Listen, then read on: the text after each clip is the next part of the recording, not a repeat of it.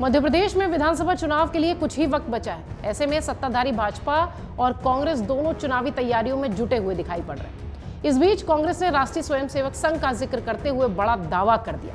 Congress party ने कहा है कि आरएसएस के सर्वे भाजपा में हाहाकार मचा रहे हैं। प्रदेश में कांग्रेस सत्ता में वापसी कर रही है, जबकि पार्टी और आरएसएस के विभिन्न सर्वे में पार्टी को 60 से भी कम सीटें मिलती हुई दिखाई पड़ रही है।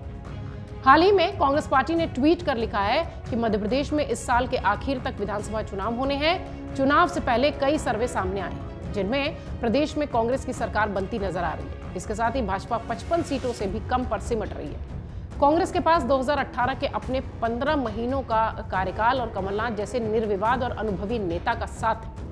इसे लेकर वो जनता के बीच पहुंच रही है। ये सारी बातें कांग्रेस अपने ट्वीट में कह रही है। दरअसल मध्य प्रदेश में भाजपा पर 18 वर्षों की देनदारियां और सरकार की कुछ अधूरी घोषणाएं हैं, जो गंभीर सत्ता विरोधी लहर यानी एंटी इनकम्बेंसी को बढ़ा रही हैं, या यूं कहें कि उसका रूप ले चुकी है।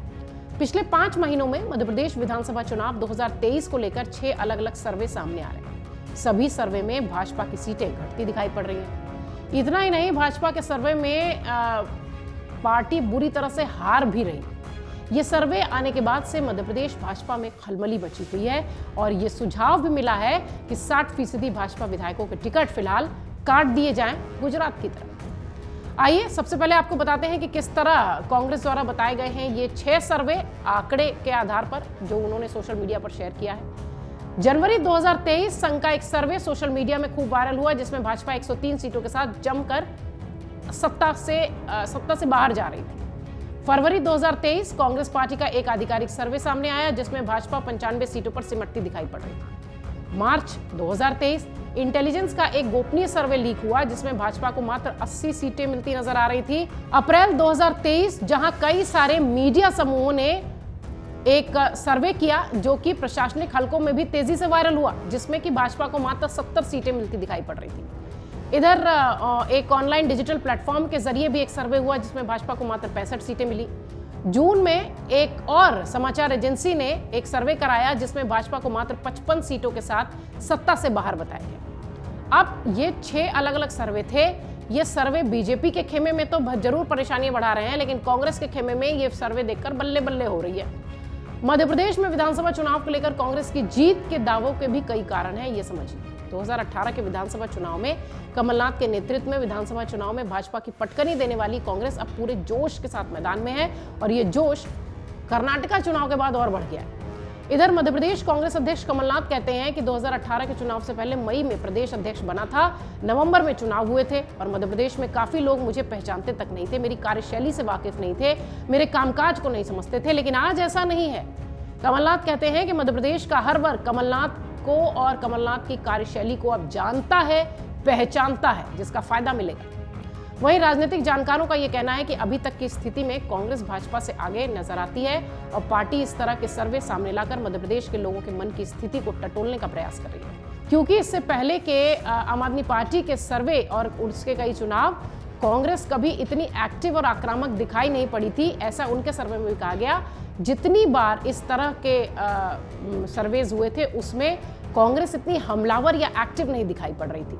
फिलहाल कमलनाथ सीधे भाजपा सरकार और प्रदेश सरकार के भ्रष्टाचार को जो है वो मुद्दा बना रहे हैं। कमलनाथ ने महिलाओं से भी वादा किया है कि अगर प्रदेश में कांग्रेस की सरकार आती है तो नारी सम्मान योजना को लागू किया जाएगा। इसके फॉर्म अभी से भरे जाएंगे। अब आप समझिए कि इसी के जरिए पार्टी लोगों की भावनाओं को अपने पक्ष में करने के लिए पूरा एड़ी चोटी का जोर लगा रही है। इसके अलावा कांग्रेस के कद्दावर नेता दिग्विजय सिंह भी पूरे प्रदेश में इन दिनों भ्रमण कर रहे हैं, कार्यकर्ताओं से मिल रहे हैं, चर्चा कर रहे हैं, खुले मंच से बात कर रहे हैं, गुटबाजी खत्म करने की कोशिश कर रहे हैं, क्योंकि ये चुनाव कांग्रेस के लिए करो या मरो की स्थिति वाला होने वाला है। प्रदेश के कांग्रेस नेताओं का यह भी कहना है कि राहुल गांधी की भारत जोड़ो यात्रा का प्रदेश में सकारात्मक प्रभाव देखने मिला है। और आपको याद होगा कि राहुल गांधी ने भी ये बात कही थी कि भारत जोड़ो यात्रा के दौरान जितने दिन भी मैं मध्य प्रदेश में रहा, उस समय भाजपा के खिलाफ माहौल दिखाई पड़ा, और बम्पर जीत के साथ कांग्रेस पार्टी इस बार आ रही है। इधर हिमाचल प्रदेश और कर्नाटक की जीत के बाद प्रदेश के कार्यकर्ताओं का मनोबल भी बढ़ा हुआ है, इसमें कोई संदेह नहीं है। कार्यकर्ता उत्साहित हैं। हिमाचल और कर्नाटक चुनाव के बाद से पार्टी ये समझ रही है कि राज्यों में चुनाव में राष्ट्रीय मुद्दों की कोई जरूरत नहीं होती, क्षेत्रीय मुद्दे, राज्य के मुद्दे ही बड़े मुद्दे होते हैं। इसके लिए कांग्रेस विधानसभा चुनाव में मध्य प्रदेश की जनता को प्रभावित करने वाले मुद्दों को उठाते हुए दिख रही है, चाहे वो भ्रष्टाचार का मामला हो, कर्मचारियों का मामला हो या दूसरे कोई और मामले। अब आप समझिए कि जिस तरीके की तस्वीर इस वक्त मध्य प्रदेश में दिखाई पड़ रही है वो ये बताती है कि कांग्रेस के हौसले यहां बुलंद हैं और कुछ जो सर्वेज हुए हैं अलग अलग वो भाजपा के खेमे में परेशानियां बढ़ा रहे हैं। अमर उजाला अब आपके टीवी पर भी। अपने स्मार्ट टीवी पर YouTube पर सर्च करें अमर उजाला, चैनल सब्सक्राइब करें और देखें ताजा खबरें, वो भी HD क्वालिटी में।